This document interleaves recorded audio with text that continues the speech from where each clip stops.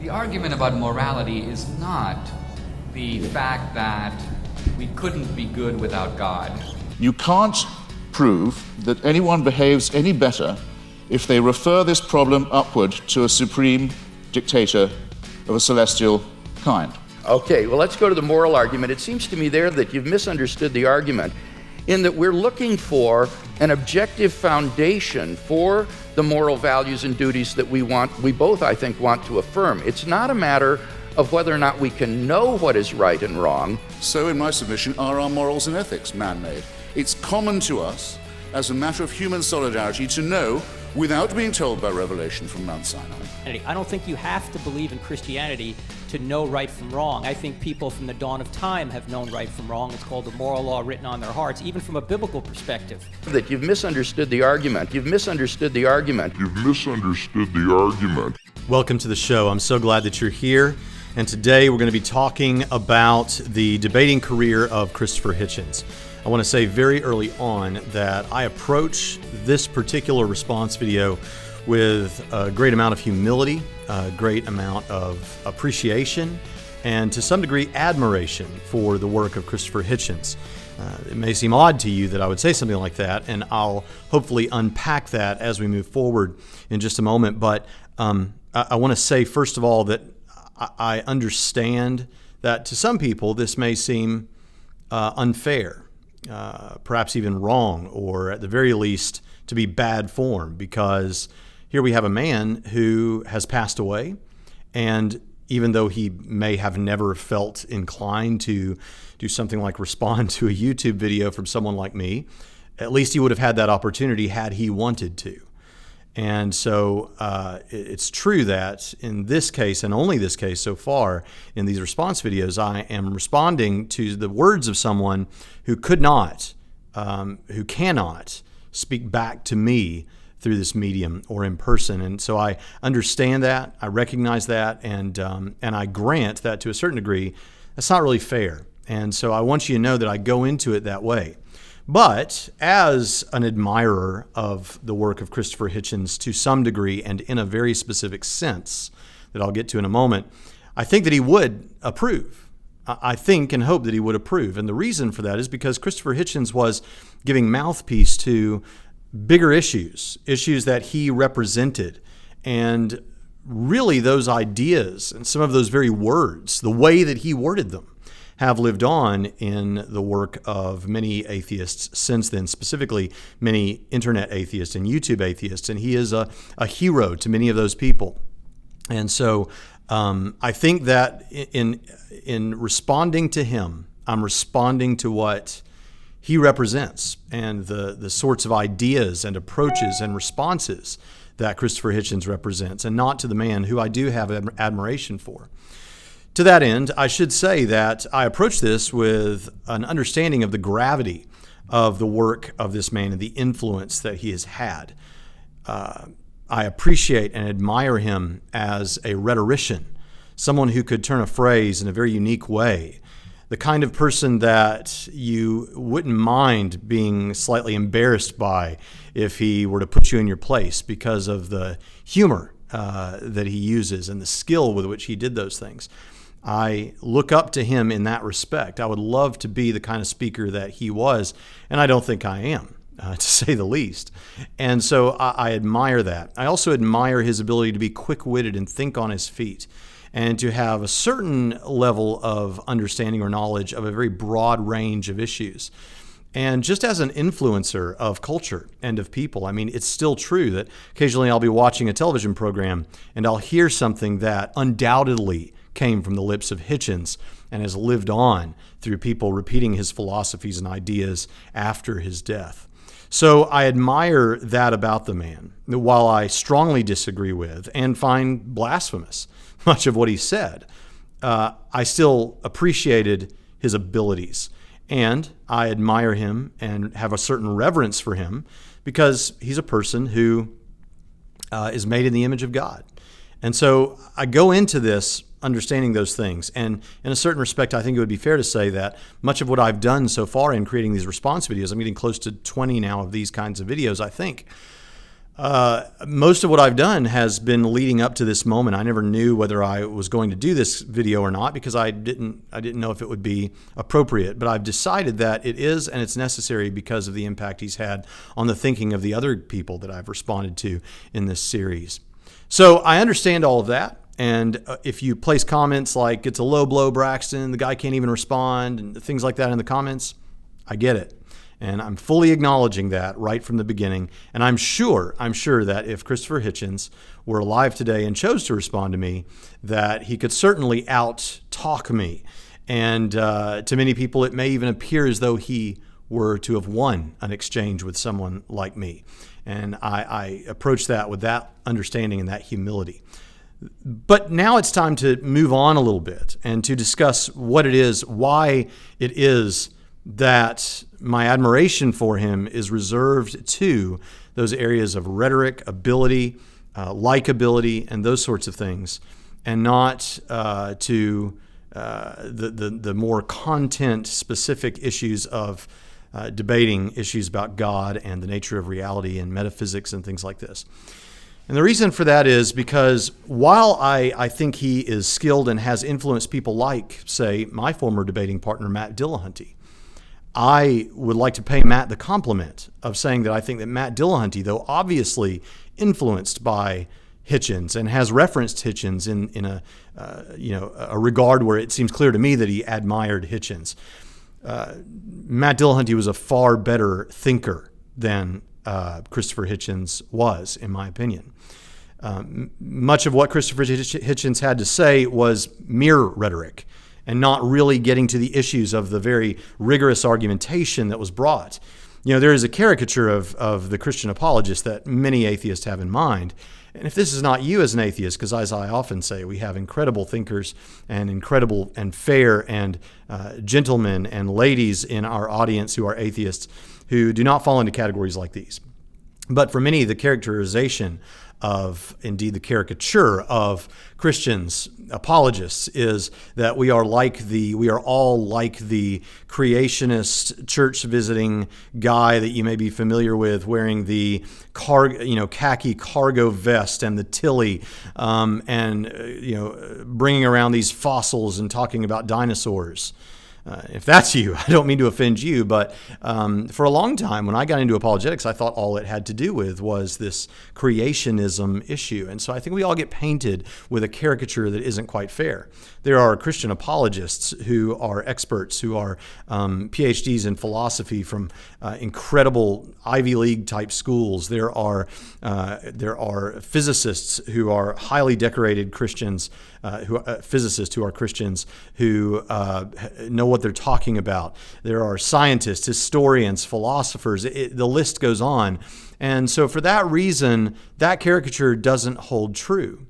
And when Christopher Hitchens discussed things with those sorts of people, and he did, then what we found often was a clever way of dodging the issues that were being brought by his opponent, either responding to a much simpler form of the argument, an argument that wasn't actually being brought, as we'll see in today's discussion, or just in an incredibly elegant manner, dancing away from those topics and back toward the evils done in the name of religion. And so, this is not something that I'm glad to say, but I can say this. I would have loved to have had discussion with Christopher Hitchens. I would have sought that out, and I've never yet sought out a debating partner, but I would have sought out someone like Christopher Hitchens because I think that the content of what he has to say is, in most cases, trivially easy to respond to. It's the rhetoric of the man that was, in some cases, seemingly impenetrable, and that is where his real strength was. Now, that's not to say that he wasn't an incredibly intelligent man. But I think in a certain respect, some atheists today will grant this. People like Matt Dillahunty will say things like this, that you could respond to the deeper content of what's being said, or you could say the things that move the people who are listening to you. And Hitchens was aware of that, and he was an influencer for that reason.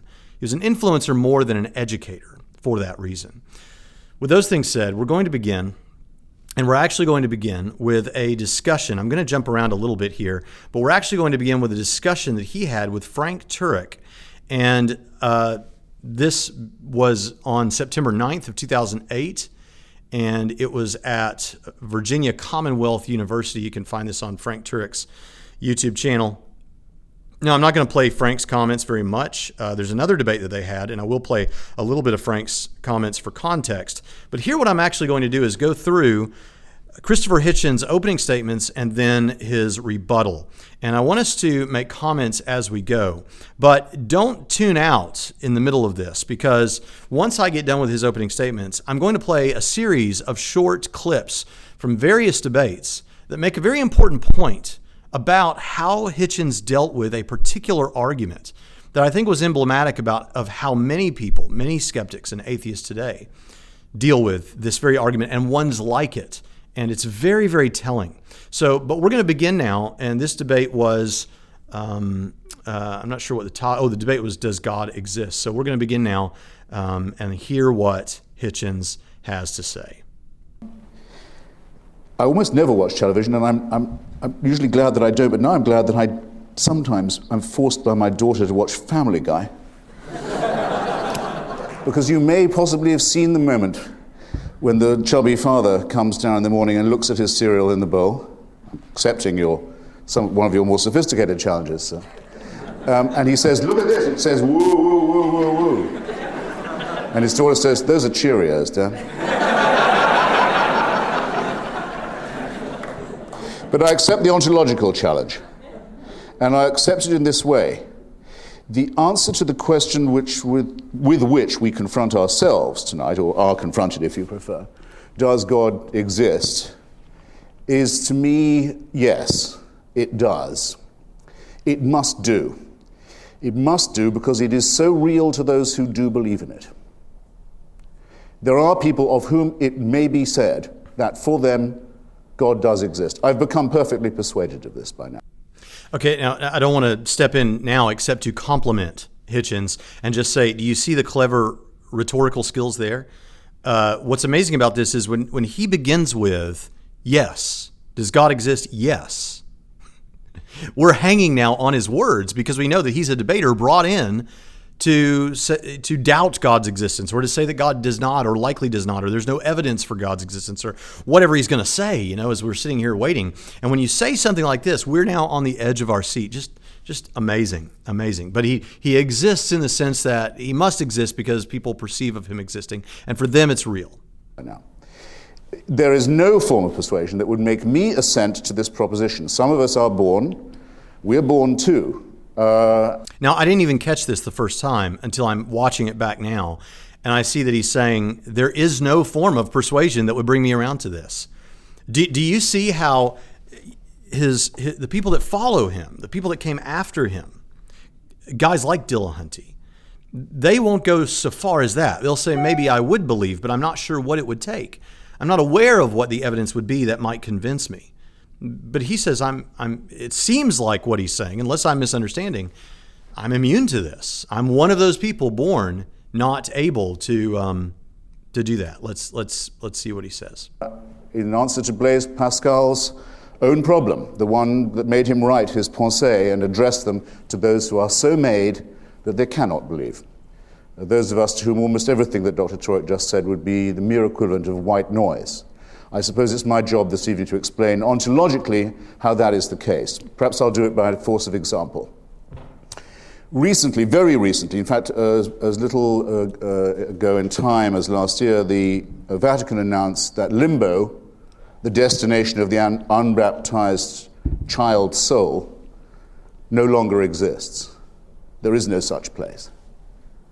St. Augustine was in error, it appears, in sending so many children, at least the souls of so many unbaptized children, to this destination for so long. Among the comments that I heard about this, among the mildest, actually, was that of a woman raised in the Catholic faith whose child had died before baptism could take place, who had for many years believed that that's where her unbaptized child had gone. And she said, they can't tell me that place doesn't exist. It's been as real to me as anything possibly could be for so long. They've no right to tell me now that this no longer exists. Ontologically, limbo exists for those who believe in it, just as God does. I'm not here to deny that. Okay, now I want you to notice something. Now, by the way, that is a striking example that he uses.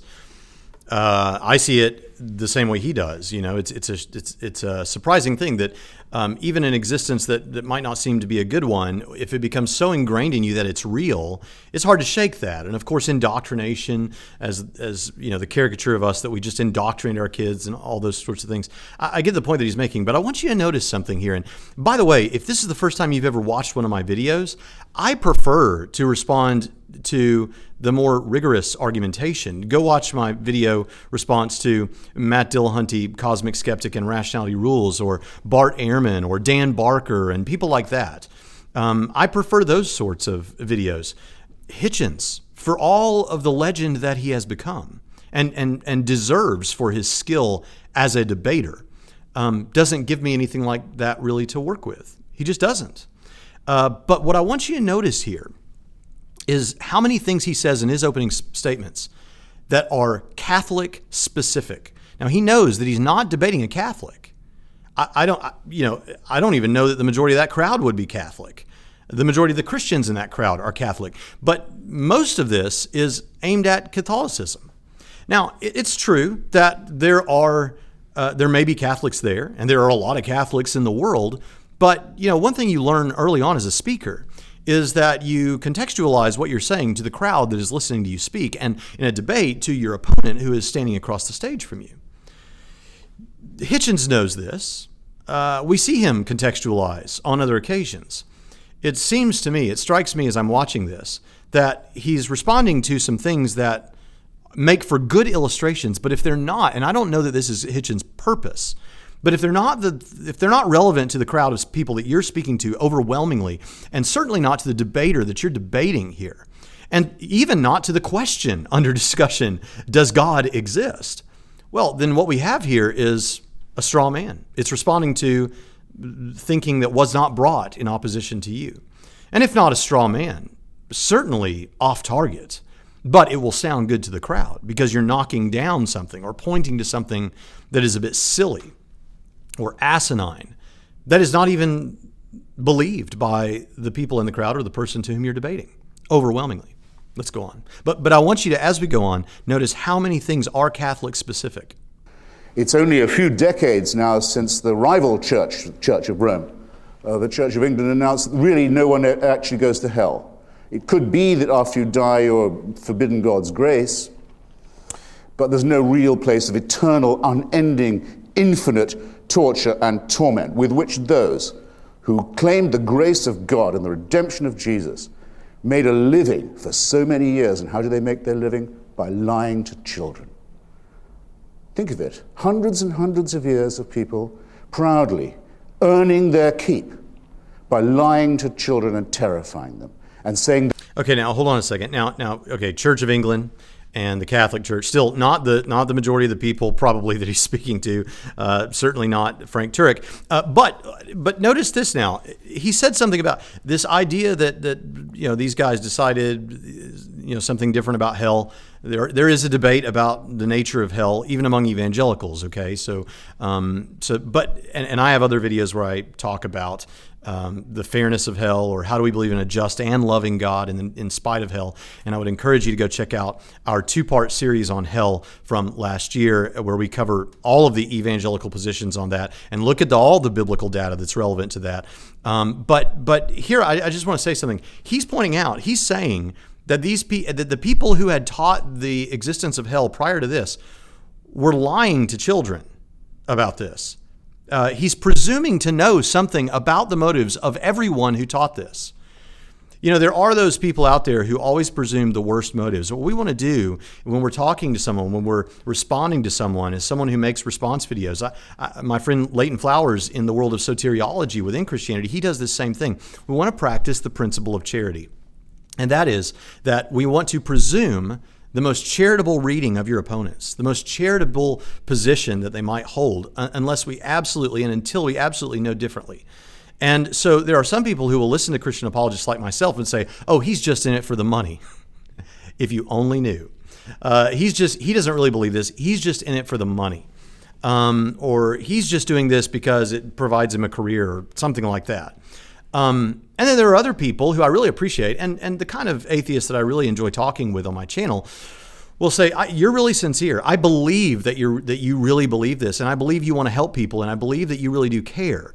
But I just disagree with you about this. Thank you. Thank you for recognizing that. You're practicing the principle of charity. You're presuming the best motives in your opponent and responding to that, unless you absolutely know differently.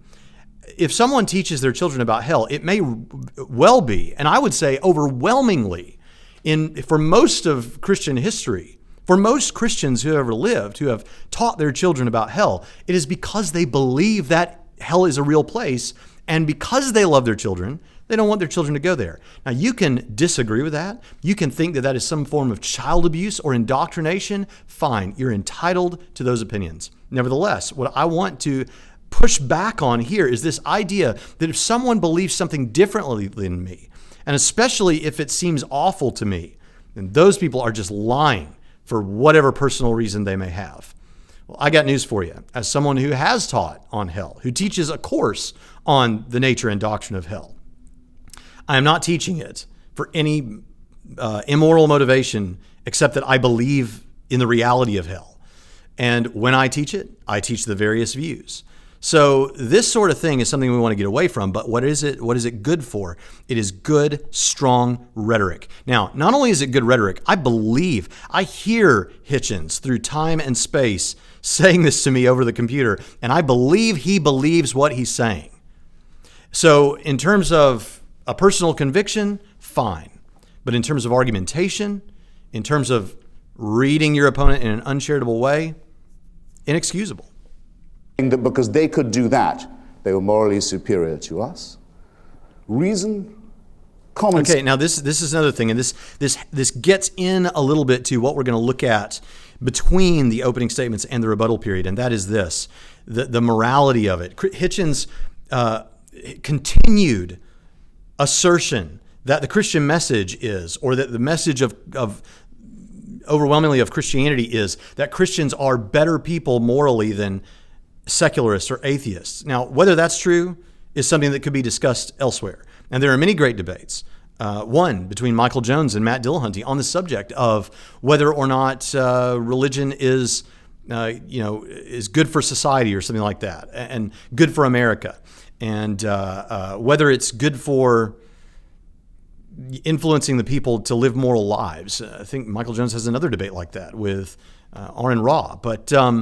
But those are good for that, and there is something to be said there. But what I want to say here is the Christian message is that we are all sinners. We all do immoral things, and from a human perspective, some moral and some immoral things, atheists and Christians. We would expect to find some Christians doing things that are immoral, and we would expect to find atheists sometimes doing things that are moral.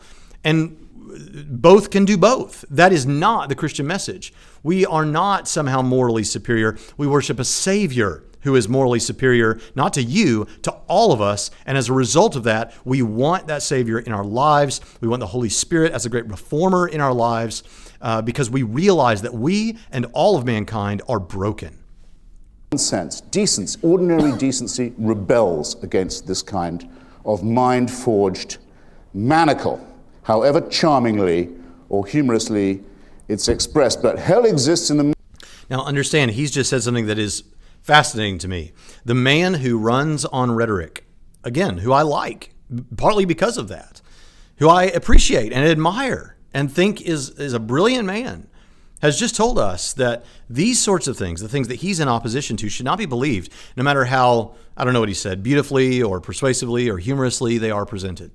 And we could say the same about Hitchens' arguments back to him. But if we peeled away that rhetoric, I fear there wouldn't be much left. In the minds of several people I've spoken to just today, on this campus in the intervals of other conversations, for them it's real, and I don't say that it's not. What I want to show is that it can, if it does exist, nonetheless be abolished. like many other mind-forged manacles and man-made tyrannies that confront us. And in fact, that this belief in a supreme and unalterable tyranny is the oldest enemy of our species, the oldest enemy of our intellectual freedom and our moral autonomy, and must be met, and must be challenged, and must. Okay, now he's going to say something great here in just a moment that we really need to capitalize on because it's going to set up the rest of his discussion. But notice now he's brought it for a moment away from Catholicism, away from the Church of England, and he has brought it now to the people that are on this campus who he's talked to who believe in hell. And that this idea in this tyranny of this dictator God, as he said on other occasions, must be met because it is the enemy of intellectualism and has been for so long. So we look now to Hitchens to free us from those chains. Must be overthrown. I want to argue for nothing less than that. Okay, so he's telling us that tonight I want to argue against that idea. I want to respond to this idea that has plagued intellectualism in the history of mankind. So what we should expect next is we should expect him to now dismantle the best reasons to believe that God exists. And if he's focusing his guns on Christianity, despite the debate topic, that Christian theism is false. Of course, if he were to knock down God's existence, he would in turn knock down Christian theism. And we will expect to now see that argumentation that delivers such a death blow to this position. We'll expect to see premises and conclusions. And if not premises and conclusions, we should still expect to see a powerful, logical explanation of why it cannot be true or should not be believed. So let's see if that's what we get. It's actually rather wonderful, isn't it? The religious authorities who used to say they were infallible say, just take the last pope, just the last. I know I'm not talking with the Catholic apologist this evening, but nonetheless, the church, when people say the church, they know which one they mean. They mean the one in Rome. The one where when Stephen Hawking was invited and was asked at the conference on the church and science, is there anything he'd like to see in Rome while he was there, he said he'd like to see the records of the trial of Galileo. Don't please be invoking Mr. Hawking, by the way, as if he was a deist. The last pope, just in the last decade of his tenure, apologized. He said, we were wrong about the Jewish question. We probably shouldn't have said for so long the Jews were responsible for the murder of Christ. We were probably wrong in forced conversion of the peoples of the Indies, as they were thought of, the isthmus and the southern cone of our hemisphere. We were certainly wrong. We owe an apology to the Muslims for the atrocities of the Crusades. We owe an apology to the Eastern Orthodox churches for the incredible butchery to which they, our fellow Christians, were subjected by us, the Roman Catholic Church. And we probably owe an apology to the Protestants for saying and so many awful things about them and torturing and burning and killing them too. So having now said we were completely wrong and completely cruel and completely sadistic and completely violent and retarded human civilization for that many centuries in that many countries and continents, we're quit. And now we can go back to being infallible all over again. There are people who on faith will accept being spoken to in that tone of voice and in that way. But I, ladies and gentlemen, am not one of them. What a great, this is a great response, perhaps, to Roman Catholicism. To Roman Catholicism. Perhaps if I was a Catholic apologist, I would see some problems and could respond thusly, but I'm not here to defend mere Roman Catholicism. I'm here to defend the question of God's existence or the existence of the Christian God. I'm a Christian apologist. I'm not a Christian Roman Catholic apologist. And if you say, well, that's you, but you're not the target of Hitchens' comments there, the target of Hitchens' comments should be anyone who believes in God, because the question of the debate is, does God exist? And if not that, his response should be toward Frank Turek. But Frank Turek is also not a Roman Catholic.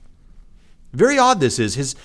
Almost the entirety of his opening statements is an attack, an assault on Roman Catholicism. It's fascinating. And I don't think there's any form of persuasion that should allow you to be spoken to as if you were serfs or slaves either.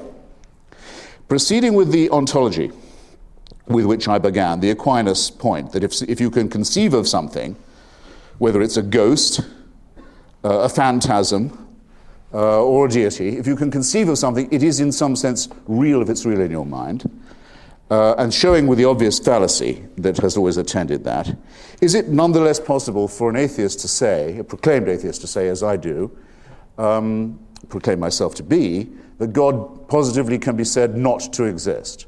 No. It's a very common misunderstanding about my fraternity, sorority. I'll just take a moment to clear it up. The atheist says, no persuasive argument for the existence of God has ever been advanced or adduced without convincing rebuttal. That no argument in favor stands or has been found to stand the test of argument and evidence. We cannot say that we know that there could be no such entity. Among other things, we are too reverent of the extraordinary time of discovery, innovation, pushing back of the frontiers of knowledge and understanding that's taken place just in our own time. Okay, now this is a little bit different than the way he put it previously, right? But let's think about this for just a moment. There is no argument that has been formed to show that God exists that has not been properly rebutted. Do we hear that today? Do we hear that over the waves of YouTube? Do we hear that all the time? The Kalam has been debunked. These design arguments have been debunked. These moral arguments have been debunked. The resurrection case has been debunked. But I seldom get a compelling response to these arguments. I get the assertion that they've been debunked. And then someone points me to a video from someone, and then I go and respond to that video. But seldom do the people who tell me that it's been debunked, do they ever offer a debunking. Even in debate, it is now not uncommon for atheists in debate to say that these things have been debunked, to say that they've been defeated over and over and over again, without themselves showing how that has happened. Where have these arguments been debunked? Point me to where they've been debunked. Because every time I've seen the quote-unquote debunking, it's already been dealt with.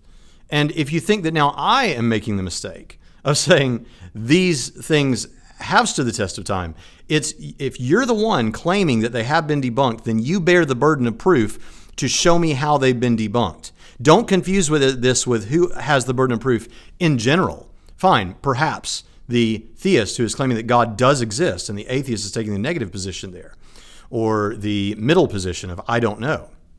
Fine, you may not bear the burden of proof there. That's another discussion. But if you're going to claim they have been debunked, then you bear the burden of proof to show me where. And I've, of course, defended these arguments against the quote-unquote debunkings all over this channel. So this is something we still hear today that echoes past time from Hitchens, who is now saying they've been debunked without offering his own debunking. To make any such remark. But by saying this, we say, I think, quite a lot. There is no valid or coherent or consistent argument that would not work, if it comes to that, for the existence of any God. Now, I notice it was by a slight work of elision, a bit of tap dancing there, that Dr. Turek went from being a deist to a theist, and then from being a theist to a Christian. Now, I know he does not believe in the existence of the sun god Ra. I'm practically certain he doesn't believe in the existence of Zeus. If you'll pick up a copy of my Portable Atheist, a selection of the finest writings by non-believers down the years, and just turn to the 3 pages where H.L. Mencken lists the easiest to name 3,000 gods that used to be worshipped and that no longer are held to exist by anybody, you'll spare me the trouble of reading them out. No, he thinks he doesn't just know, Dr. Turek, that there is a God, he knows which one is the right one. From a potentially infinite list, actually from a list that's as long as the number of people there are. Now, I want to stop real quick because we're going to get far away from the point and I'm going to forget it. But the point that I want to make is, now he's pointed out, now notice, these arguments that are brought for God could work for any God. Well, they couldn't work for any God. But they could work for other gods besides just the God of Christianity. And I'm talking here about the theistic arguments. Remember, the debate question here is, does God exist? Not does the Christian God exist? But it sounds like Turek may have worked in some resurrection stuff. I didn't watch his part of the video. But I want to point out here, this is so common. This is so common. It was brought up in my debate with Matt Dillahunty, it gets brought up in every video that I do like this. I want to clarify, the theistic arguments, the arguments for God's existence, yes, they give you theism. They give you that some God exists that is spaceless, timeless, non-material, sufficiently powerful, exceedingly wise, and with a moral argument and is interested in moral goods, right? Moral values and duties, right? He's a moral God. He's a good God.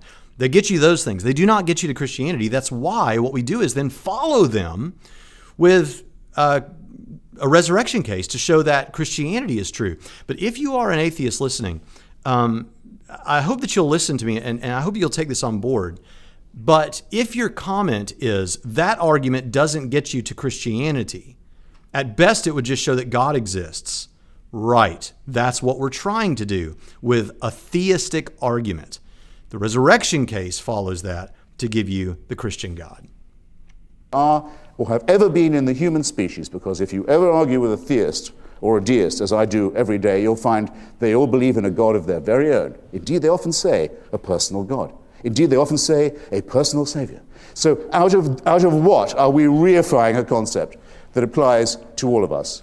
Okay, now we hear this too with common modern YouTube atheists. Is we'll hear all the time the refrain that, well, you know, there are so many different understandings of God in the world, and even among Christians, there are so many different ones. Matt Dillahunty says, if you want to find out what's wrong with the people at First Baptist, just go to Second Baptist and all those sorts of things. That is just a smokescreen. I'm sure it makes sense to Hitchens. I'm sure it makes sense to Dillahunty. But here's the thing. What all Christians everywhere that are actually, in any sense, really Christians have always believed is that God exists and God raised Jesus from the dead. There are other very important issues of doctrine there, but if God exists and God raised Jesus from the dead, Christianity is true, period, no matter what you want to say about anything else. Out of nothing but wish thinking and nonsense and fear and ignorance and above all, and I'm not quitting on this point, servility. It's just wishful thinking and being afraid. Okay, well, yes, I am. If I were not a Christian, I'd be very fearful of the concept of hell. By the way, it is eternally shocking to me that there are atheists out there, specifically Pine Creek, who goes around saying, you know, these Christians don't ever want to say that the best reason to be a Christian is so that you don't go to hell. Theologically speaking, and in terms of what I understand now as a Christian for 30 years is most important, the best reason to be a Christian is to love your God and enjoy Him forever, to do what He wants you to do because He's your Creator, and to know Him because that is the greatest purpose that we have, and then to be used by Him, to do His will. Yes, a servant, servitude. I'm happy to grant that. On a practical level, or initially, yeah, it's a darn good reason to be a Christian so that you don't go to hell. I think that's fine. So is fear a part of it? Initially, perhaps. But you know what? There are a lot of good things that we do in this world that fear is a relevant part of that. The reason that most of us are not dead because of snake bites is because of a healthy fear. The reason that we do not fall off cliffs is because of a healthy fear. But that doesn't mean that that's the only reason. This doesn't mean it's the only thing that's important there. Wish fulfillment. Yes, I do hope that it's all true. I claim to know that it's true and believe that it's true. But yeah, I do. But you know what? That isn't the whole story. That's not the primary that's not the reason that I believe. And you know what else? There are a lot of people who wish for things that end up happening to be true. I wish that I would get married one day to a beautiful woman, and I did. Many people wish to marry wealthy people. I didn't, but some people who wish that did. So wish fulfillment as a reason to believe, it doesn't get you there. But the fact that there is some wishing involved and some fear involved, does that invalidate the claim? By no means. Everyone in this room is an atheist. Everyone can name a God in which they do not believe. Let them advance the case that the one in which they believe is the superior one. Let Dr. Torek be the first person I've ever met to do that convincingly this evening, and I will show him due respect. I don't think the task can actually be undertaken. Okay, this is a common refrain that we hear all the time, that everyone here is an atheist with respect to all these other gods.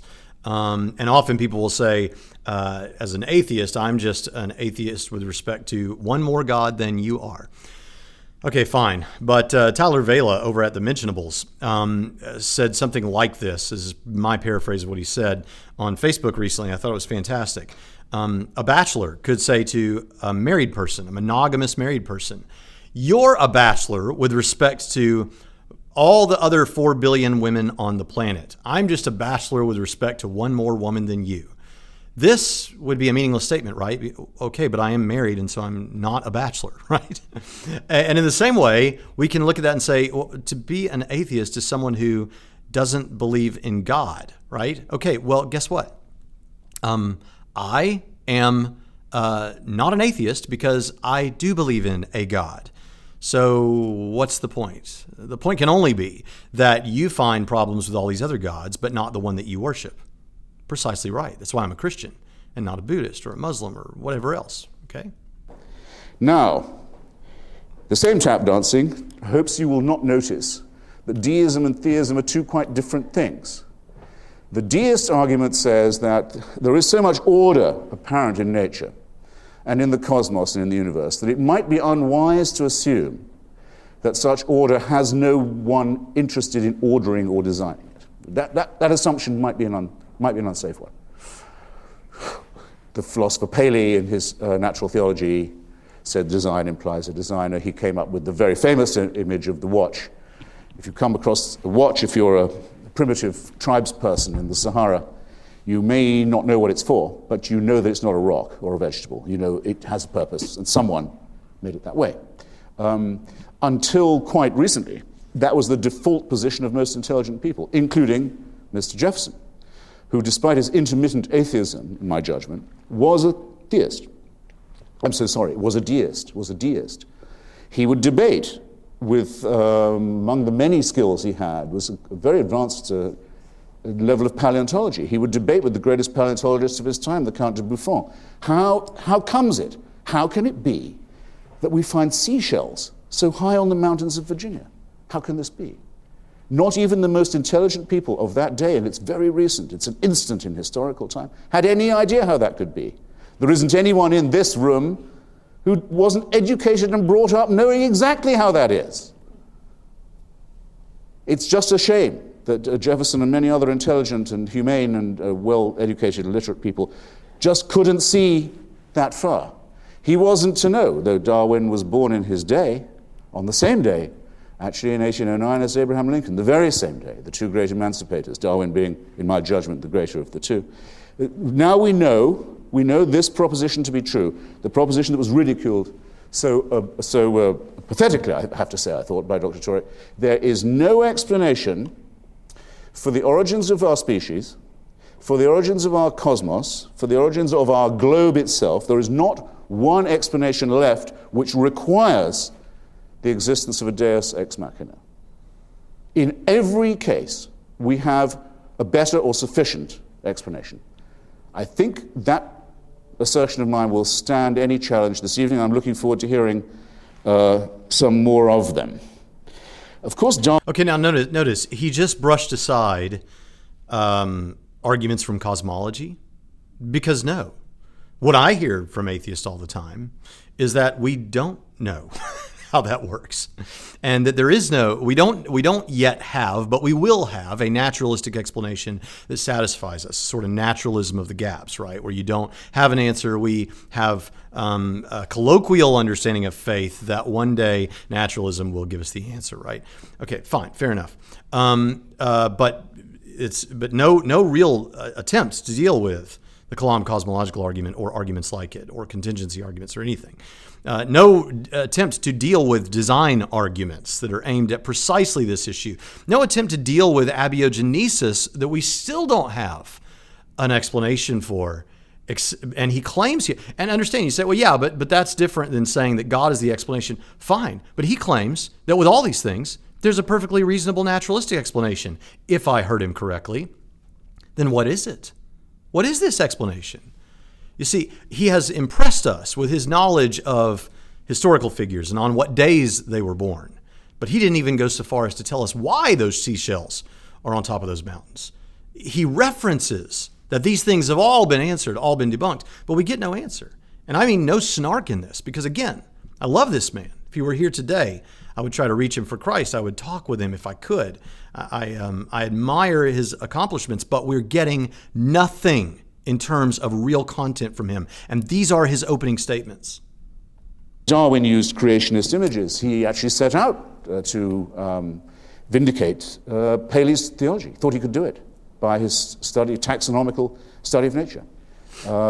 Einstein used God images when he spoke of the extraordinary majesty of the cosmos. It's in us. It's in our vocabulary. It's hardwired in us, you might almost say, to use images of awe-inspiring, godly, Mozartian, you might say, or even Shakespearean images when talking about these things. But when we come down to the actual analysis of them, we find that we don't need the prime mover at all, and that most of the prime mover explanations, if not all of them, have been positively misleading. So that the deist may propose a designer, and I may not be able to show you convincingly that there could be no such person, but the theist has all their work still ahead of them. From this designer, how do we get to the designer who answers prayers? Did you hear a thing? I mean, just a phrase, even an implication, even a suggestion from anything my opponent said, that you could, by an argument from design, prove answered prayers? Or prove that someone born of a virgin was therefore the son of a god? Or could prove that resurrections occur, and that by people being tortured to death thousands of years ago, we are now redeemed, that we are vicariously forgiven our own offenses by human sacrifice? How does deism help you to that? Okay, so again, I want to reiterate to those of you who are new to this that the theistic arguments, as would be brought in a does God exist debate, are not designed to get you to Christian theism. They're to get you to God's existence. If we were to show Christian theism, which is not the topic of this debate, we would follow that with a resurrection case. Now, can we demonstrate historically that Jesus was born of a virgin? Not in the way that we seek out this historical evidence and can show that the resurrection of Jesus is the most plausible explanation. But we don't claim to. We claim to show, in most cases, classical apologists, people like Frank Turek, if I understand his method correctly, and like myself, and like William Lane Craig, would show that God exists and God raised Jesus from the dead. From there, then we would reason further on other grounds to get you to the reliability of Scripture and things like that. But at this point, he's conflating theistic arguments with the whole ball of wax, which at this point, he should have debated enough. Well, I'm not sure at how many debates he had at this point, but when Hitchens debates as many Christians as he did, he should have at some point come around to the understanding that there are different methodologies, and I actually know that he does this because I think in his debate with William Lane Craig, he mentions presuppositionalism and the classical approach and things like that. Maybe it was Douglas Wilson that he talks about that. But he understands the different approaches, so he should know that the theistic arguments are not designed to get you to Christian theism, but to get you to theism, and then you get to Christian theism with further argumentation like the resurrection case. To that. It doesn't. It quite simply doesn't and cannot. And the attempt to build from one to the other is a conjuring trick of a very vulgar, I think, kind. We live in the childhood of our species, so when Stephen Hawking says that if we could understand the event horizon that surrounds the black hole, we would, in some sense, know the mind of God, he proves that our vocabulary is still that of our infancy. He makes no concession to the idea of a theist or theocratic dispensation. I'd better ask now how I'm doing for time. Good. I'm not sure I'm going to need all that. But I like to try and reply and fight on my feet when I can. And I made some notes about what Dr. Turek had said, and I feel that they were challenges to me that I would be ignoble if I didn't respond to. The first, and I thought frankly the most egregious, was this. I find it extraordinary that it can be said on a university campus in this year of grace that without God, humans are capable of doing anything. That there is no moral restraint upon us if we don't concur in the idea that we are the property and creation of a supreme being. I'm making the assumption that all of you check in every now and then with some kind of news outlet and have a view of what's going on in the rest of the world. Isn't it as plain as could be that those who commit the most callous, the most cruel, the most brutal, the most indiscriminate atrocities of all do so precisely because they believe they have divine permission. Shall I answer my own question? Shall I insult you by adding more? Who can't think of an example of this kind? Let me put the question in another form that I've put in now every forum, from YouTube to C-SPAN, to the wireless, to the print, to the radio, to the television, and innumerable forums to those who say that without God there can be no morality. You are to ask yourself two questions. You are to name a moral action undertaken, or a moral and ethical statement made by a believer. I dare say you can do it. You are then to say that you can not imagine a non-believer making this moral statement or undertaking this moral action. Can you think? Can you now think? Can any of you think? You don't have to answer now. You have all night, and you have my email. And I've done this with everyone from the Archbishop of Canterbury to even lower people. You name me the ethical and moral actional statement that a believer can make and an unbeliever cannot, and there's a prize. And I'll tell you about that later. Now there's a second question. Think of something wicked that only a believer would be likely to do, or something wicked that only a believer would be likely to say. You've already thought of it. The suicide bombing community is entirely religious. The genital mutilation community is entirely religious. I wouldn't say that the child abuse community is entirely religious. I wouldn't. But it's bidding to be entirely religious. It operates on the old Latin slogan, "No child's behind left." How dare anybody, how dare anyone who speaks for religion say of us, the secular and the non-believers, that we are the immoral ones? It is itself a wicked thing to say.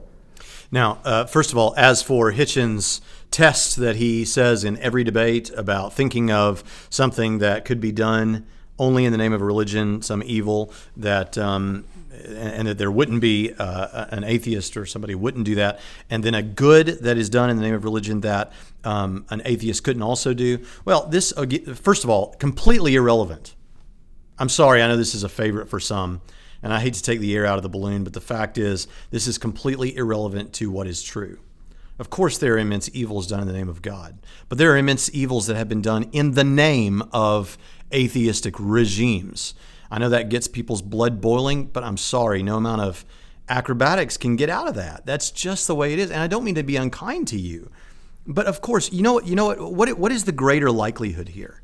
Is the greater likelihood that somehow atheists are insulated from such atrocities? Or given that atheists have committed those atrocities, that this is just something that's true about human beings? Religious or not religious, human beings can commit these things, can do horrible things. Yeah, I think that's probably the most reasonable explanation. And I think if you don't think so, I'm not sure you're being completely honest with yourself. It speaks to the human experience, not to some difference between atheists and religious people. Because when we look at the track record, as Hitchens loves to do, and you can check out his debates with Dinesh D'Souza to see this borne out, the track record is awful for atheistic regimes. Now, people will often say, yeah, but those things weren't done in the name of atheism. They were done by atheists, and the things done by Christians were done by people claiming to be Christians, right? You say, no true Scotsman fallacy. Darn right. People that do those wicked things are showing an absence of fruit, which is the very internal test given by the Bible for what a Christian, how you can tell when someone is a Christian. If there is no fruit, they're not a Christian. No true Scotsman. You know what? There are some people who are not Scotsmen. And it would be perfectly fine for a Scotsman to say, that guy is not a Scotsman, right? It's only a fallacy in certain circumstances. So what I want you to recognize here is that this is completely irrelevant to this situation, but it leads us in to the point we're almost at, the point where we're going to find that Christopher Hitchens misunderstands moral arguments as they are most often brought, and always the versions of them that are brought by his debate opponents. He misunderstands them over and over and over again. Yes, I'm going to demonstrate this to you. And, well, we'll just wait till we get there. Itself an absolutely indefensible thing to say. No, The decapitation on the bus is going to be done by someone who thinks God is telling him to do it. Smerdyakov is actually the stupidest character in Dostoevsky's novel. He's the one who makes... I can certainly think of evils carried out by people who have been told that they are mere animals and that morality is subjective. I can certainly think of atrocities done by such people. But again, this isn't really what this is about, is it? It's not about which people did what thing. It's about what's true and what isn't. And people that have the truth can do things that are not consistent with that truth. Makes this proposition. Everyone has to understand that it is those who feel that the divine is prompting them, who feel they're permitted anything and everything. And it is those who are the leading, most salient, most violent, most vicious opponents of the values and civilization that Thomas Jefferson stood for and promulgated.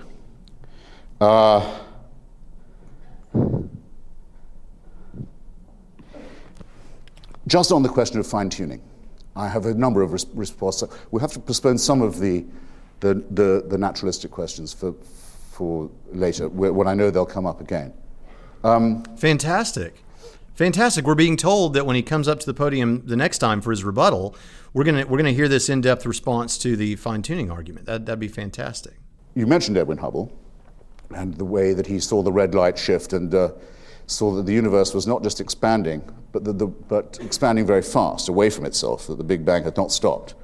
Lawrence Krauss, great physicist, probably the next Nobel Prize winner in physics, has noticed that most of people's assumption was wrong. That though this expansion was taking place, it was thought, the rate of speed of the expansion must surely be declining. People still think in Newtonian terms in this way. No, says Krauss, he's pointed it out and now it's agreed by all. No, the Hubble rate of red light shift is increasing. The universe is dissipating itself at high speed and the speed is getting greater. What does this mean? Well, it answers the question of why is there something instead of nothing? Because now we have something. We're all here because there's something. And nothing is coming right for us. Very soon, a physicist wouldn't be able to tell the Big Bang had ever taken place. So far sprung apart will the whole system be. And meanwhile, look in the sky at night and you can see the Andromeda Galaxy headed straight for ours on a direct collision course. Who designed that? Who made it certain that every other planet in our solar system is either too hot or too cold to support life, as is most of our own planet, and that in just one tiny, irrelevant solar system already condemned to heat death and implosion? Some design, wouldn't?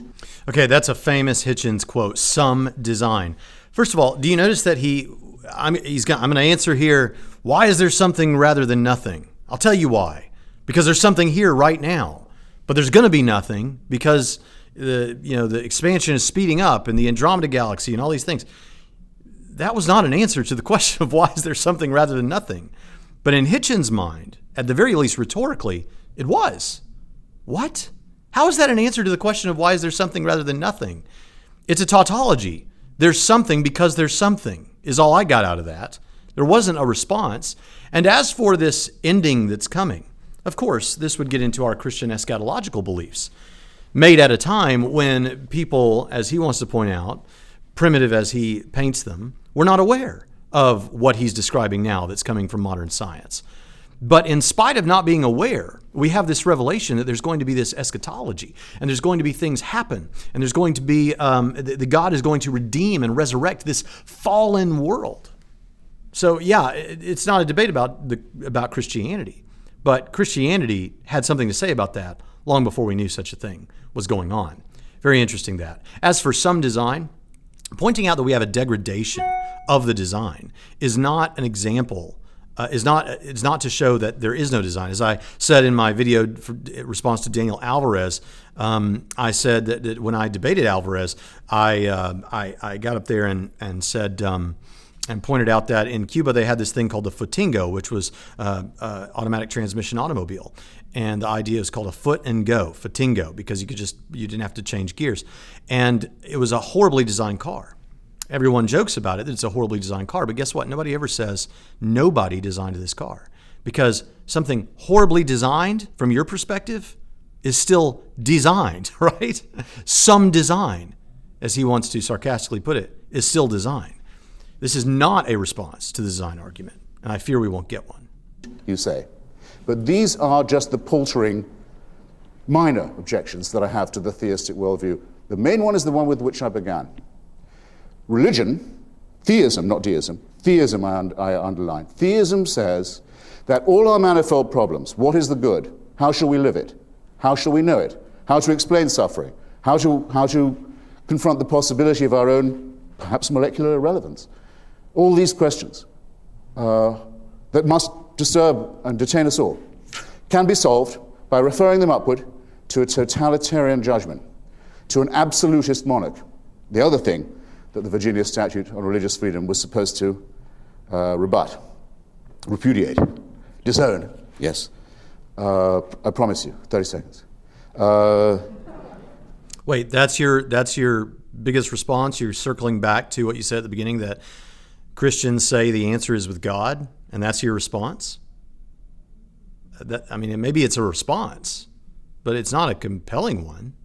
The only thing that could be intended there is mockery, but anyone in the audience, I would hope even the atheists, are saying, well, it's the very thing we're here to talk about tonight. Is that the case? There is no totalitarian solution to these problems. There is no big brother in the sky. It is a horrible idea that there is somebody who owns us, who makes us, who supervises us, waking and sleeping, who knows our thoughts, who can convict us of thought crime, thought crime, just for what we think, who can judge us while we sleep for things that might occur to us in our dreams, who can create us sick, as apparently we are, and then order us on pain of eternal torture to be well again. To demand this, to wish this to be true, is to wish to live as an abject slave.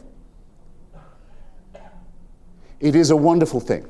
It is a wonderful thing, in my submission, that we now have enough information, enough intelligence, and I hope enough intellectual and moral courage to say that this ghastly proposition is founded on a lie, and to celebrate that fact. And I invite you to join me in doing so. Thank you. Now, some of what Hitchens said there was theologically incorrect on any understanding of Christianity. However, the fact of the matter is, even if it were all right, what Hitchens is saying is, I don't like this. It's a horrible idea. It's a horrible concept. So Hitchens is telling us, in his subjective opinion, it's not good. Therefore, it shouldn't be believed. How does that follow? Cancer is a horrible reality. It's a horrible notion. It's a horrible concept. It doesn't mean that it's not true. Now, I don't think that the belief in God is a horrible thing. But even if his opinion is that it is, even if it was everyone's opinion that it was, it would not speak to the truth of the matter. It would not speak to whether it's really the nature of reality. You've got to deal with that. And then in the end, we get the moral thing is that we should reject this. A morality that Hitchens cannot sustain because his morality is subjective, just like his opinions about the quality of our God. There was nothing in that opening statement that should lead someone to reject anything except perhaps aspects of the Roman Catholic Church. I don't say that to have a laugh. I don't say that to joke. I say that out of respect for Hitchens. I'm taking his words seriously, as I think he would have me to do. That was a vacuous opening statement in terms of evidence or response to evidence. Now, at this point, we're going to come back to this in a moment. But remember how I said that with morality, he misunderstood the moral argument again and again and again. I'm going to demonstrate that to you now very quickly. And what I want you to see here is that Hitchens was correct. Hitchens often framed the argument as given by most theists, all the theists, so far as I know, that he debated. He framed it as though that Christians do good things and atheists can't be as moral as Christians are because they don't believe in God, as if that was the moral argument. When the moral arguments or a moral argument that Hitchens was confronted with again and again and again was the idea that it's not that atheists can't do good things or that Christians can't do bad things or that some atheists are not, from a human perspective, morally superior to some people claiming to be Christians or whatever. The fact of the matter is, it's that, yes, we all do have an awareness of morality, and yet there is no objective basis for it if you don't have a God. You have no objective grounding for that morality. It is all just subjective. It becomes a matter of opinion. what is right and wrong. Because if there is no God, then says who that it's right or wrong? Well, says a group of people. Okay, it's the opinion of a group of people. Even if a community, in my community, it is against the law to buy and sell marijuana for recreational purposes. So we could say that it's wrong according to the people in my community. But if you go to another community, it is not wrong and it is legal to buy and sell marijuana for recreational purposes, provided that you have the right certification or whatever else. That means that it's still subjective. It's the opinion of this group of people as opposed to that group of people. As is often said, if Hitler had been successful in eradicating anyone who thought differently, and so that the vast majority of the world, and perhaps everyone on the world, thought that it was a good thing to kill Jews, if everyone believed that way, it would still be wrong, and everyone knows that it would still be wrong. But on this atheism, you would have to believe that it was subjective. It's still, we think that it's wrong, we don't like it, but it's not objectively wrong because it's just the opinion of the human race as opposed to others. If you're okay with that, listen, I think you need to study this moral stuff more deeply. I think I go into it in depth in my response to Sam Harris or perhaps my response to Jacqueline Glenn, so I encourage you to go look there. But he can't even sustain his own opening statement. And when you cannot sustain your own opening statement, but your opening statement sounded really clever, then you're dealing with mere rhetoric. But I'm going to show you now this. This is what I want you to see now. Here is a debate with Dinesh D'Souza. Listen to this exchange. I object to in the insinuation of your remark is that we wouldn't know these things. You and I, we don't know each other. But that you and I couldn't be relied upon to tell a wrong action from a right one, or a moral action from an immoral one, without supernatural permission. So his thing is that we wouldn't know what was right and wrong if God didn't reveal that to us. I have no idea what makes you think that there's anything to that proposition, or why you'd want people to be so abject and so contemptible that without being told this by witch doctors or instructed by the heavens or by earthquakes or fires or floods, they wouldn't be able to derive it from their own experience of human solidarity, which is certainly how I found it out, which requires no underpinning from priests, rabbis, or mullahs. You look like someone who must get in the last word. Well, I think the argument about morality is not the fact that we couldn't be good without God. But think about it this way. If moral rules are universal, then that is something very odd. Because if we are evolved primates, driven by an impulse to survive and reproduce, it is conceivable that one group or another might have, through some set of accidents, come up with a set of rules that cut in the other direction. Think about the essence of morality. It is to militate against self-interest. If morality were congruent with self-interest, we wouldn't need it. Nobody needs to tell you to go out and make money. There's a natural drive telling you to do that. No one has to tell you to be powerful, to seek what you want. Morality is the voice that tells you against what you want to do. You're walking on the riverbank, you hear, "Help, help, help, I'm drowning." You're not a very good swimmer. Your natural instinct is to keep going. That guy is nothing to you. It's not your brother, it's not your wife, it's a stranger. But the little voice in your head turns on and says, you should try to help. At least put out a stick. Now what I ask is, where does this voice that has no Darwinian explanation whatsoever, call it the voice of pure altruism, it cannot be explained by reciprocal advantage or genetic kinship or any other of the elaborate theories. Animals do it. Animals do it. Well, if animals do it, that's interesting in its own right, but it doesn't mean that there's a Darwinian explanation that's been given. You've simply extended the problem further. Okay, so we see it here with Dinesh D'Souza. Now, let's go to this debate with William Lane Craig. Now, I didn't get the chance, because I out-talked myself, and I'm sorry for it, to get to the moral dimension. And I'm interested that the word objective morality is the one that Dr. Craig chooses. Usually arguments about morality are whether morality is, so to say, absolute or whether it's relative. As to objectivity, I think it's a very good compromise word, by the way, and I'm very happy to accept it. But the problem with morality is this, in respect of religion. You can't prove that anyone behaves any better if they refer this problem upward to a supreme dictator of a celestial kind. not the argument. Here is Craig's response. Question, Doctor. Okay, well, let's go to the moral argument. It seems to me there that you've misunderstood the argument in that we're looking for an objective foundation for the moral values and duties that we both, I think, want to affirm. It's not a matter of whether or not we can know what is right and wrong, or that we need God to tell us what is right and wrong. It's rather that we need to have some sort of an objective foundation for right and wrong. Wouldn't you agree on your view? It's simply the sociobiological spin-offs of the evolutionary process.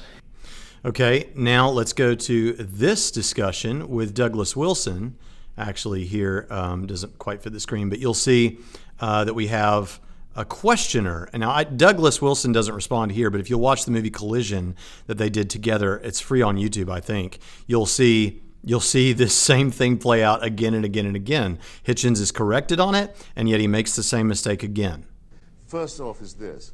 When people say without Christianity we'd have no morality, we wouldn't know what was right, what was wrong, I do point out that the idea that you should love your neighbor, not as yourself necessarily, because that's rather strenuous. In fact, it's extreme and it's impossible and rather sinister. But love them, or at least to the extent of not doing anything to them you wouldn't want done to yourself, is certainly in the Analects of Confucius as a thought. Okay, so he goes on about that, but again, he's misunderstood what the moral argument, as typically brought, has to say. Here's another debate with Frank Turek. Shame. I mean, after all, so in my submission are our morals and ethics man-made. It's common to us as a matter of human solidarity to know, without being told by revelation from Mount Sinai, a location that's never been discovered, by the way, that a group of primates that thought that murder, theft, and perjury were okay would not evolve very far, or live or survive very long. It just wouldn't happen.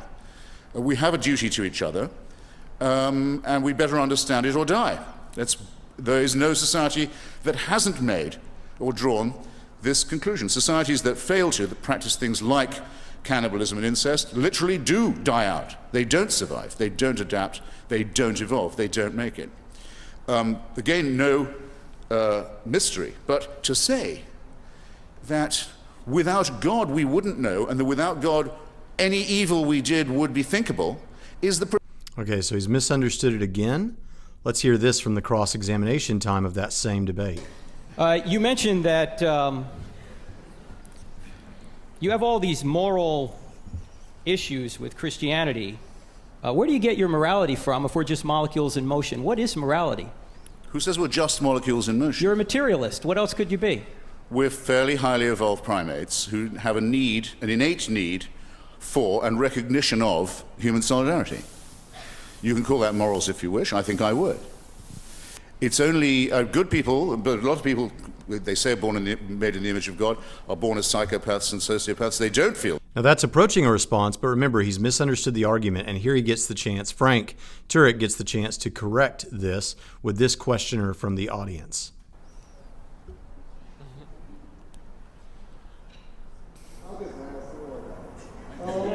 You have to give it some welly. In the question and answer part, you asked, where do your morals come from if you don't believe in Christianity? No, the question was, he asked, did I ask Christopher during the Q&A, where do your morals come if you don't believe in Christianity? I don't think you have to believe in Christianity to know right from wrong. I think people from the dawn of time have known right from wrong. It's called the moral law written on their hearts, even from a biblical perspective. Because before there was any Bible, God wipes out the entire generation of Noah. They didn't have a Bible, so you don't need the Bible to know right from wrong. It might help you on certain specific areas, but general right and wrong is known because it's written on your heart, which is a revelation from God. How convenient. That's the kind of God we have, Christopher, yes. Amen. So you see again and again, and I could string together more videos. It goes on and on. I'm not the first to notice this.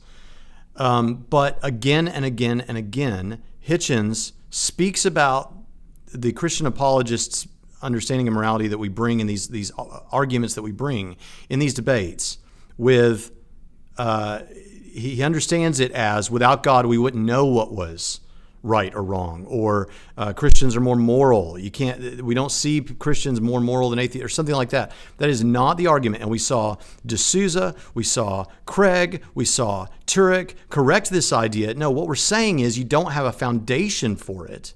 You don't have a way to say it's objective. You don't have an explanation. And here's the thing. If Hitchens makes this same mistake again and again and again and again and again when he's been corrected on it, I only see one of three possibilities. Either Hitchens is unintelligent and he doesn't understand what's being said, or he just forgets that he's been corrected on this, or he intentionally doesn't respond to the strongest form of this argument when he approaches it the next time. Now, I think enough of him that I will not presume that he's being dishonest like that. And I know enough of his intellect to know that I cannot say that he doesn't understand what's being said. So out of a position of promoting the principle of charity with him, presuming the best about him, I'm going to presume that he simply forgets again and again and again. But that is a fascinating thing to me. It truly is a fascinating thing. At this point, what we're going to do is go back to the second part, and we're almost done here, I think. You know better than me whether we're almost done. But I'm going to pick up here with Hitchens' rebuttal, because he promised us in this initial debate that we were discussing, he promised us that we were going to talk about this issue of the design argument and respond more straightforwardly to some of these arguments. And it's fair. It's his rebuttal period where he would do that. So we're gonna see if that happens now.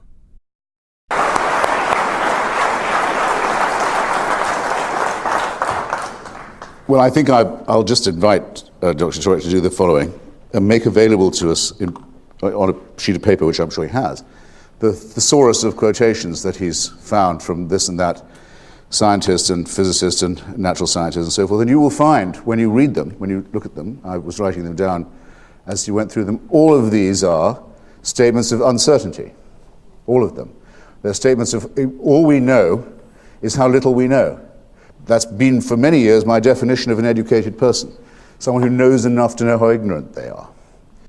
Okay, so one thing that I want us to do as we move through the rest of this is I want us to take a look at how many things that are kind of big things that Hitchens claims that he knows, because he's telling us here that an educated person is someone who realizes how little they know.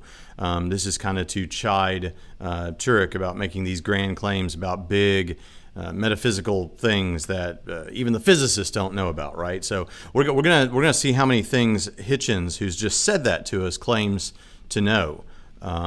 Either on his own experience or on the basis of authority or whatever. But I think you'll be amazed that the man who just made that statement makes some of the most bombastic claims about the nature of reality. Let's continue. It actually is it's not my own original definition, it comes from the Greek, but it's the only definition that works. And no one working, toiling in the field of science could possibly say anything less or more of themselves, especially at a time like this. But there you have it right away. The theistic and the deistic explanation has to be based on a certainty that there is a supervising and, if you want to be a theist, a caring and intervening creator who manages these matters.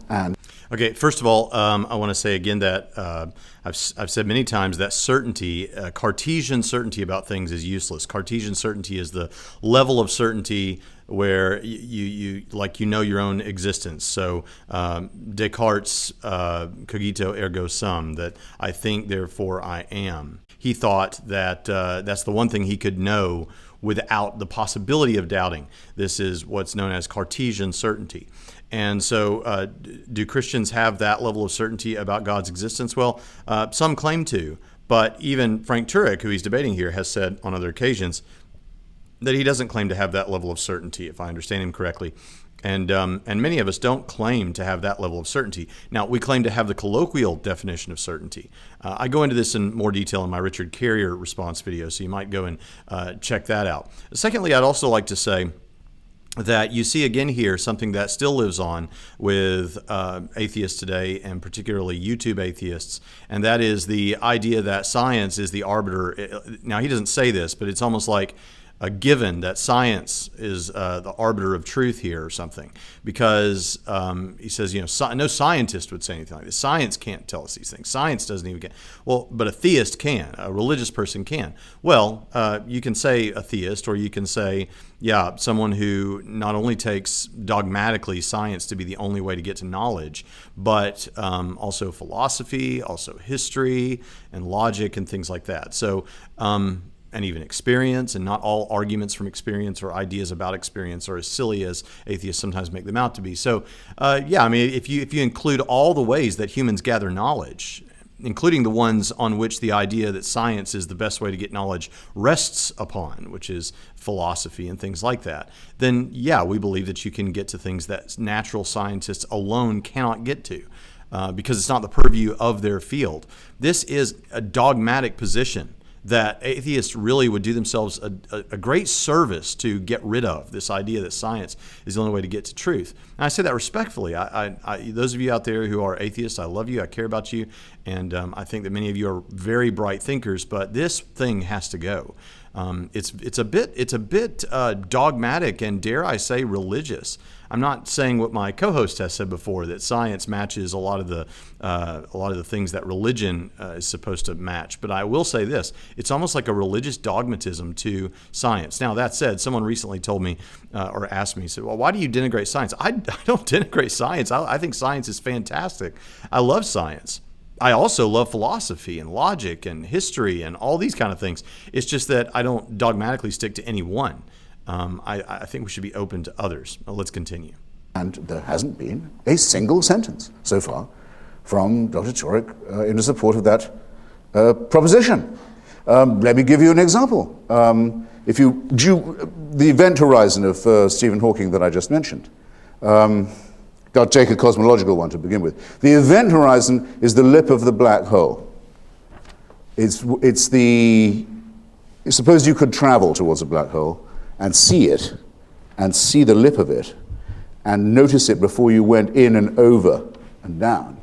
That's what's known as the event horizon to physicists. Hawking had a gravely ill colleague in Cambridge who said if he knew he was definitely going to die, that's the way he'd like to go, be falling into the event horizon lip of the black hole, because in theory you'd be able to see the past and the future and time, except you wouldn't have quite enough time to do so. But there would be a grand way to check out if you were a physicist. There's a great moment in that Douglas Wilson debate with Christopher Hitchens that I played a clip from a moment ago, where they're talking about this very issue and the ability to see past, present, future, and all these things all at once. And Douglas Wilson says something like, "And you guys have a problem with the Trinity because you think, try drawing that out on a board, this past, present, future, seeing it all at once." And Hitchens says something like, "Yeah, you can't do that with the Trinity. You can't. In other words, you can't draw the Trinity on a board either." And Douglas Wilson says, "Sure you can. Draw a triangle and put a circle around it." And Hitchens even says something like, "Oh, very good. That's pretty good." Right, because it is as simple as that. Not that the concept is as simple to understand as that. It's mysterious, but the idea that three distinct points make one triangle and the Godhead is three persons who share the essence of God is not that difficult to illustrate. But anyway, it's just a funny moment from that debate. You really ought to go watch that movie Collision with Douglas Wilson and Christopher Hitchens. Turn away from this, turn away from that. These incredible, majestic, awe-inspiring thoughts say that think about the burning bush instead. Think about the trivial miracles witnessed by sheep-herding peasants in Bronze Age Palestine. And think about so a couple of things about this. You understand what he's saying. He's saying the religious person would have you to look away from the obviously magisterial, amazing, wondrous things in the universe and focus rather on things that seem so pale in comparison, like a burning bush or something like that. A few things to say about this. First of all, if you think that that's unimpressive in light of the universe, then why balk at it? Okay, why balk at it as though it's impossible? But secondly, I would say God could not or would not. He could, I guess, but he would not waste time when he's trying to teach people theological truths in Bronze Age Palestine, trying to reveal to them these things about the universe that they couldn't possibly understand. Again, this goes back to the Richard Carrier video where we played some comments from Michael Heiser about why didn't God give them a full cosmology of the universe? Because the person would be left saying, doesn't this God understand who I am? Doesn't he know my background? And that this is so far over my head that there's no way I could possibly understand what he's talking about? No, God communicates with people where they are and in the way that makes sense to them. Thirdly, I'd like to say that the fact that the burning bush idea is amazing, or the parting of the Red Sea is amazing, or the resurrection of the dead is amazing and wondrous and powerful and glorifies God, that doesn't mean that we religious people don't also see that in the universe itself. We're not saying look away from the beauty of the cosmos. We say the heavens declare the glory of God. Of course we think all of that is incredible. We think our own existence is incredible. I mean, given your beliefs about evolution and everything else, just take a moment sometime and look in the mirror and consider the fact that you have a conscious experience. Every part of your body is appropriate to its environment. Now, you might say, like Hitchens does, that there are things about it that don't seem as well designed as they could be. Fine, we can disagree about that, and we also grant that we live in a fallen world where we have a design that is degrading. But the fact about it is, I think you have to deal with whoever you are. And you can say whatever you want in the comment sections, and you can roll your eyes now, but in the quiet of your own mind, you need to give some time to considering the fact that it's all a little too suspicious. It's a little too purposeful. However you think it got to this point, that it got to this point, and that you're able to assess this and roll these things around in your mind, and that you have a mind, and that it's amazing. But yeah, we think that the universe is wondrous, amazing, and declares the glory of God, and we think that miracles like the ones that he thinks are so unimpressive also declare the glory of God, just to a different people in a different time. What's the big deal? Think about the debt that they feel that we should incur for their sins. It was stated by Dr. Turek that the sins of these people, the transgressions of these people, and the debt they owe their Creator bind all of us as sinners. What a shame we're not perfect. What a shame there's nothing we can do about it. What a shame we're created already in prison and have to earn our emancipation. I tell you again, this is servility to the ultimate power. Now, there will be... Okay, now, first of all, Christians do not believe that you have to earn your status or your salvation or anything like that. This goes back to his misunderstanding about morality and just a real whacked up understanding of Christian views of anthropology and what we think about ourselves and morality and all those kinds of things. What we say is that we can't earn it. And so we turn to the sacrifice that Jesus made for us on the cross, because it's by his righteousness that we are able to be made whole and so and be accepted. So this idea is off. But even granting all of the theological misunderstandings that come with a statement like this, again, what's Hitchens' argument against it? Can you think of it? Can you point it out for me? I don't think there is one except mockery, which I think is one of the most powerful, if not the most powerful tool that the new atheists and the YouTube atheists, the new atheists have at their disposal, is to just mock religion. It's almost like some of them have given up trying to deal with the arguments and instead have just decided, and some still do, you got your cosmic skeptics, your rationality rules, people like that. But it's like some of these YouTube atheists have just given up trying to, and just gone with mockery, because frankly, that's pretty effective. It's pretty effective. There are guys who are open and honest about that online. So, but there is no argument here. Hitchens is just telling us he doesn't like it, that he doesn't like the idea. It's why he's an anti-theist and not just an atheist. Okay, fine. You don't have to like it. But again, I want to point out the illogical position of that there are many things in the world that we all agree are very real that we don't like. Okay? That doesn't mean they're not real. There's no argument here. This is vacuous. There are people in this audience much better equipped than I to say that there is so far nothing in our natural world, to move away from the cosmological, there is nothing in our natural world, the globe we live on, that cannot be explained by random mutation combined with evolution by natural selection. Okay, now here's big major claim number one. Now remember, he said a moment ago that the mark of a intelligent person or an educated person is that they realize how little they do know. Now, he has made this claim. I've written it down. There is nothing in our natural world that cannot be explained by random mutation combined with evolution and natural selection. Understand, he is claiming to know something about literally everything in our natural world. Do you see the irony in this? That the man who just told us, a man for whom I have great respect, but he has just told us that the mark of an educated person is to accept how little they know, or how much they don't know. And now he has made a claim about everything in the physical universe. Unbelievable. Nothing works without that assumption. Okay? Big claim number two. Nothing works without that assumption. Really? Hitchens, you've studied everything there is to know about physics and about the nature of the cosmos and about geology and anthropology, and you've studied everything about evolution, and you're not just taking people's words for it. Really? You've studied everything there is to know to come up with a statement that nothing works without that assumption.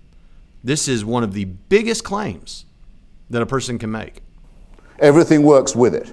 There are lots of things that remain to be decided, but it's not a theory, or not just one. It does work, it is operational, it doesn't require a prime mover.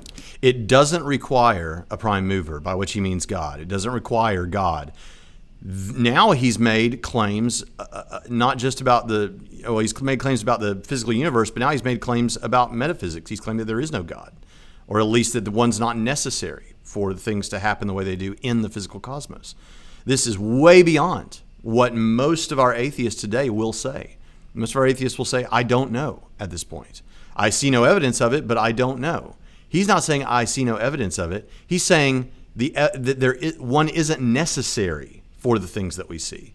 That is a big claim. These are three massive claims that cover everything in reality, or that might be in reality, coming from the man who told us that it's the mark of an educated individual to recognize how much they don't know. Occam's razor says we should dispose of unnecessary, needless assumptions. That's what I propose we do in this case. Like I'll put it another way. How long would you say Homo sapiens has been on the planet?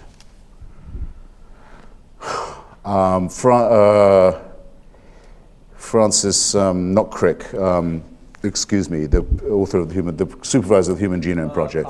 Collins. My new best friend and occasional debating enemy thinks, well, not more than 500,000 years. Richard Dawkins thinks it could be as much as 750,000. I can sink the number, actually, if you like. We know that the species left Africa about 75,000 years ago. Okay, we know the species left Africa about 75,000 years ago. You know that?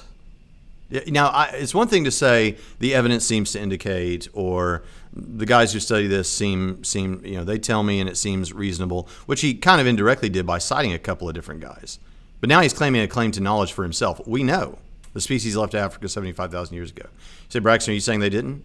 That's not the point.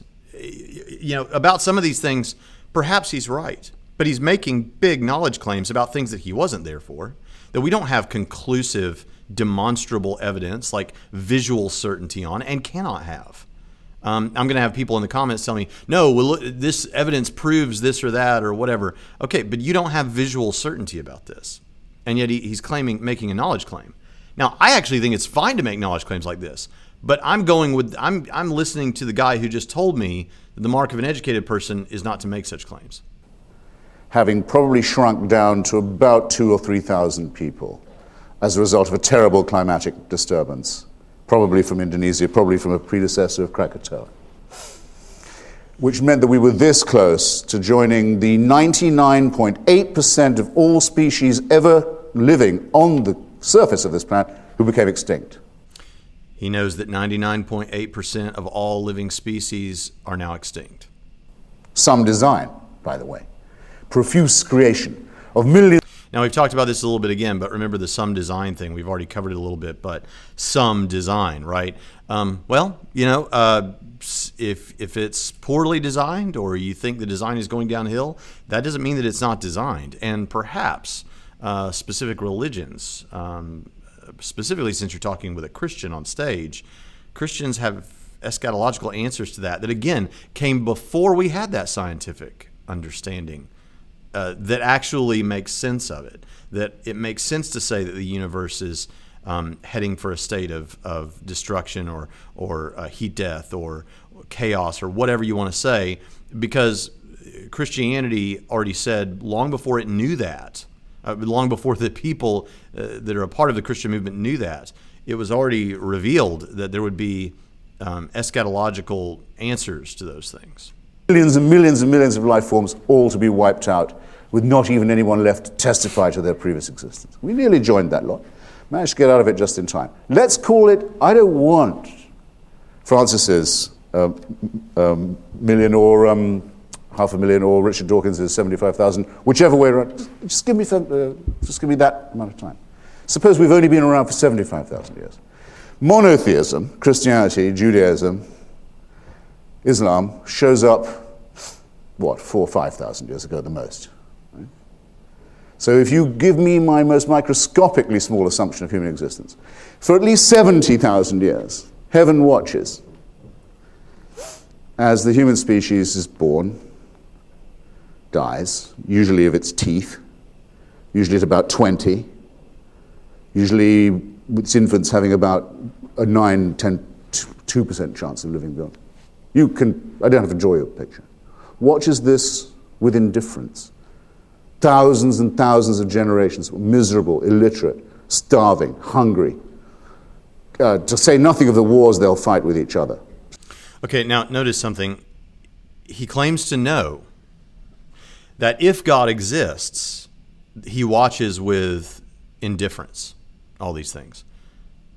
In order to substantiate a claim like that, Hitchens would have to actually know the individual experiences, all of them, of every single human being who has ever lived.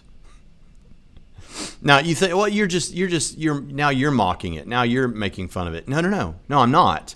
I'm taking him seriously out of respect for the man and for the positions that he taught. I'm taking him seriously. In order for him to make a statement like that, he would have to know the experiences of every single individual who has ever lived to say that God watched with pitiless indifference. Because how does he know? And in fact, most of those people don't claim that God watched with pitiless indifference. But Hitchens claims to know better than they do what happened in their own lives. So now let's give him the principle of charity here. Let's do the most charitable reading of what he's saying here. He is casually giving or referencing obliquely an argument from evil. He doesn't specify for us a logical argument from evil or an evidential argument from evil. That is to say, like something like a deductive argument or a probabilistic argument.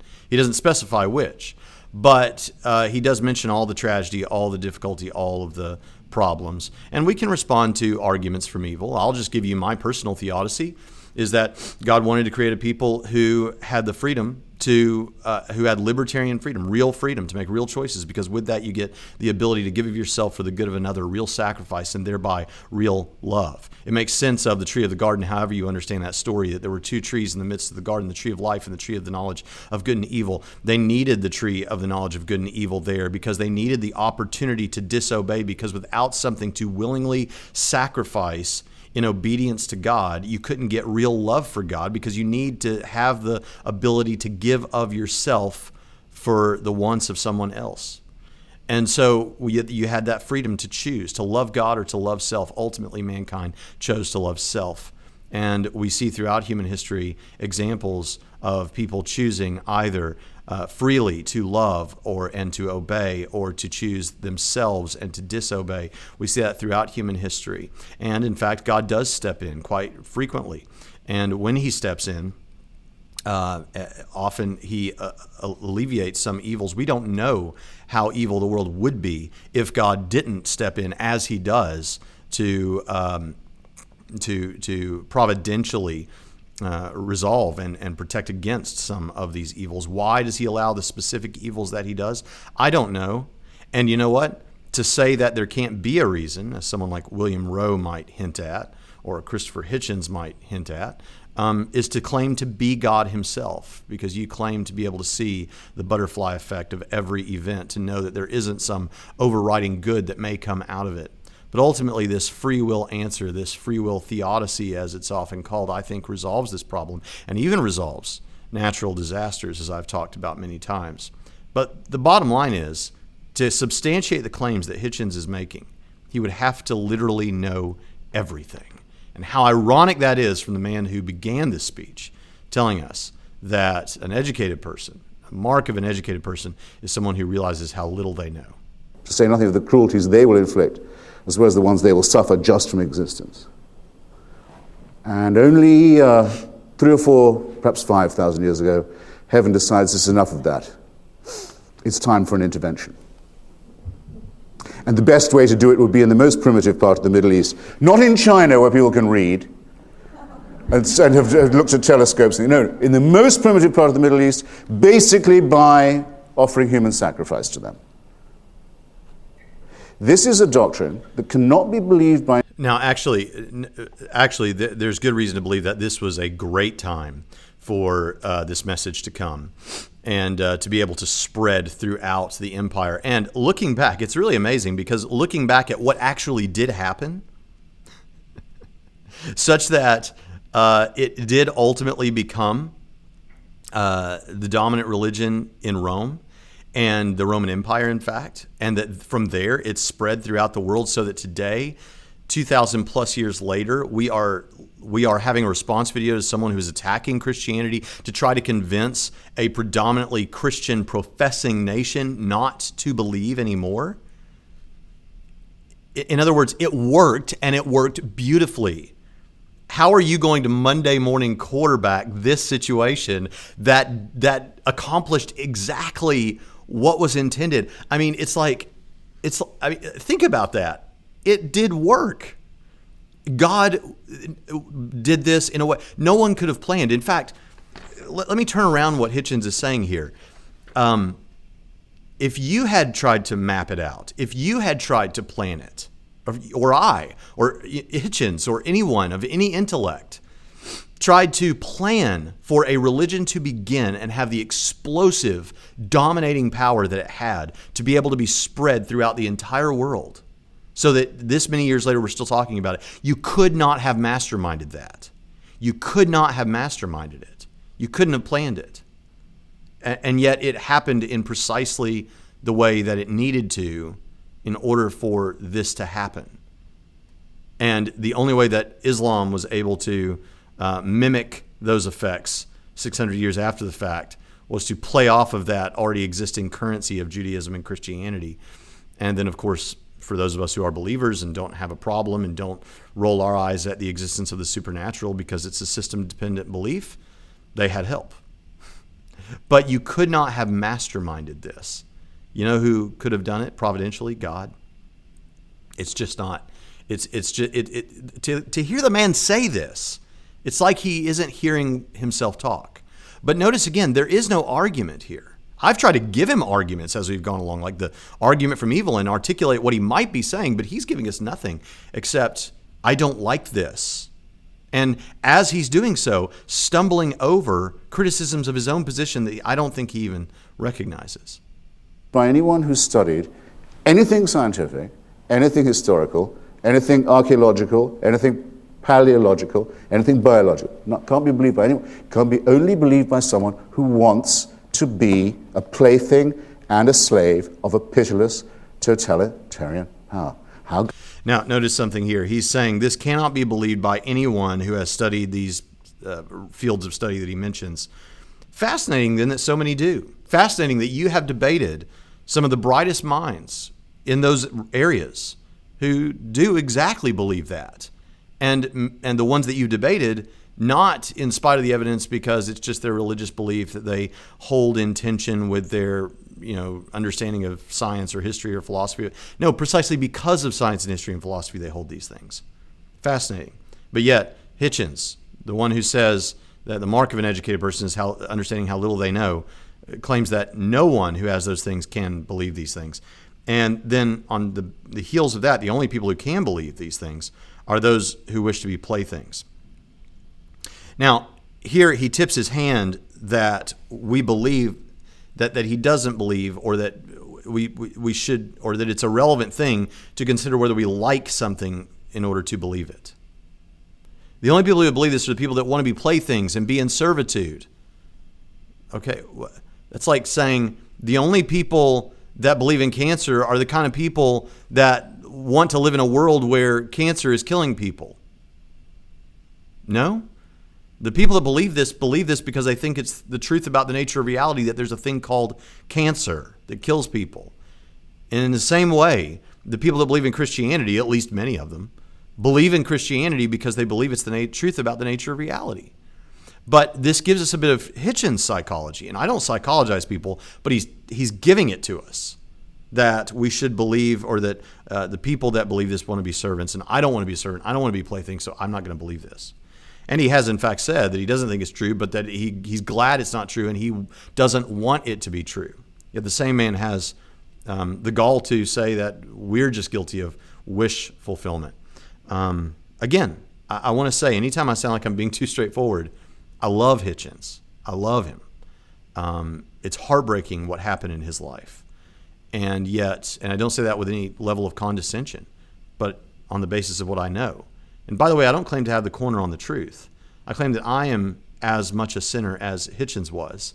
I claim that I am as broken as all humanity is, and I don't have your answers. I could get something wrong in these response videos. You know who has your answers? Jesus does. And if anything falls from my lips that is helpful to you, it's only because of what God's done in my life. I realize that I don't have the corner on the truth.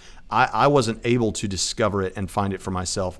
But I know the one who has the truth, and I want you to know him too. And in that sense, it is heartbreaking what has happened to Hitchens. But he gives us here a bit of his own psychology. Let's move on. How glad we should be that the evidence for this ghastly entity is nil. Good. Thanks. He ends with the typical chest thump. And, this is what I hear often. I hear it. I try to be really kind to the people that comment on my videos, because I do appreciate that anyone thinks enough of me, even if they are being vitriolic in their responses. It still flatters me that you think enough to comment. It flatters me that you think enough to even click the thumbs down button. I mean that. And sometimes I am too straightforward in the comments, and for that I do apologize when that happens. But I hear so often from the people in those comments just chest-thumping statements like that, or mockery. And, it reminds me of Hitchens. But it reminds me of the worst things about the work of Christopher Hitchens. Unfortunately, some of those worst things, the mockery and the chest-thumping, are also some of the most convincing. So I understand why you do it. But that doesn't mean that I think it's the right way to go about this, or the way that level-headed, reasonable people would go about this. So we've come to the end, and Christopher Hitchens was an incredible man with an incredible history and career. I wish he were still here. I wish that he had come to Christ. I appreciate some of his political stances, perhaps. We had a student at Trinity Seminary whose dissertation was on the thinking of Christopher Hitchens, and it was actually published by Whitman Stock, and major publisher, and he could say more about that than I could. But in the end, I think we could still learn from him. But I think we should learn some things about the power of rhetoric that we can all learn from and use, because rhetoric is not a bad thing. Mere rhetoric is a bad thing. And unfortunately, what we got from Hitchens, if I have to summarize what I know of him after reading his works and watching all of his debates, is we have a man who was an incredible pulpiteer, an incredible stage man, an incredible front man for atheism, a man who knew how to speak well, and who knew how to give you the impression that he was well aware of, and if he wanted to, could debunk all of the claims of the Christians by giving you the rhetoric and sprinkling in historical facts and the names of scientists and little anecdotes about their lives to give you the impression that he could easily do it. But did we get that? Never. Never. Well, with that, I'd like to invite you that if you believe in what we're doing here, to visit us at patreon.com/Trinity Radio, or click the link in the top right-hand corner of this screen. And with that, I'll see you next time on Trinity Radio.